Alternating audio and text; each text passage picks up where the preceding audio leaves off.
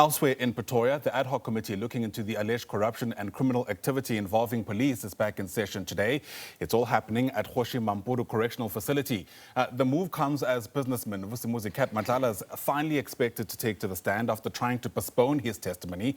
Watching the very latest on that score is SABC News reporter Bulelani Philip, who joins us now live from Kgosi Mampuru Correctional Facility. And Bulelani, to say that anticipation is mounting is probably an understatement. This is the man who is said to be at the center of the alleged interference that we've been hearing about for the past couple of weeks. Most definitely, Ayanda. Of course, it's all systems go for the proceedings of the Ad Hoc Committee. That's according to the chairperson of the committee, Soviet Lekhanyanen. For a moment yesterday afternoon, it looked like the proceedings would be scuppered. This after Matlala, through his lawyers, sent a letter to the committee threatening that he wants to make an urgent interdict application demanding a postponement of the proceedings because he was arguing that he's not prepared. But by late yesterday afternoon, the chairperson of the committee said that the lawyers of parliament as well as those of Mr. Matlala had actually negotiated, and Mr. Matlala made an about turn and has actually now agreed that he will testify. As you said, it's quite a much anticipated testimony because he's one of the central figures that has been fingered in some of the testimonies that were delivered earlier in the processes of the Ad Hoc Committee. I guess one of the issues that perhaps maybe the committee will emphasize on is the testimony that was given by Lieutenant General Nhlanhla Mkhwanazi, where he indicates that there is an indication of 5 criminal cartels that are operating in the country,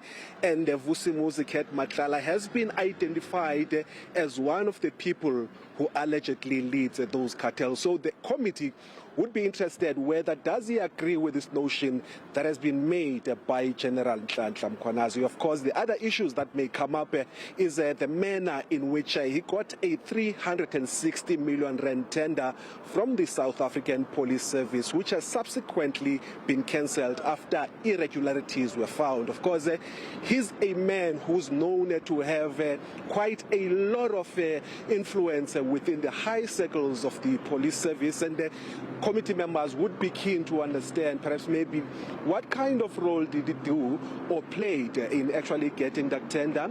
Did bribes exchange hands with some of the top generals? Of course, those are the issues that we expected to come out of this testimony.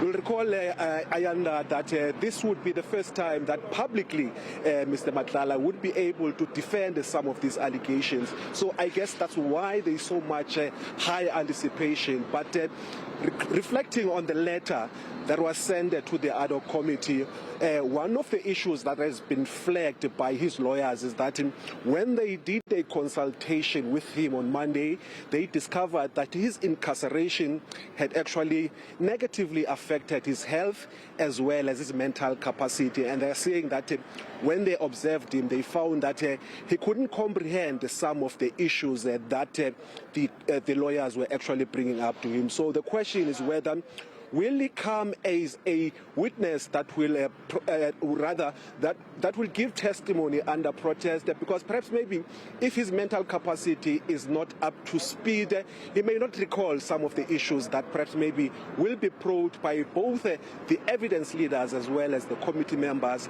But however, on the other hand, if he is, as a man who is in a corner, is pushed, perhaps maybe we could see him actually spilling the beans and being able to actually divulge or indicate some of the people that have been able to assist him in his alleged criminal cartel enterprise. Ayanda. Absolutely. So much to be considered. 11 o'clock is the time, and we'll certainly watch those developments as they unfold until then. For now, Bulelani Philip, live to us from Pretoria.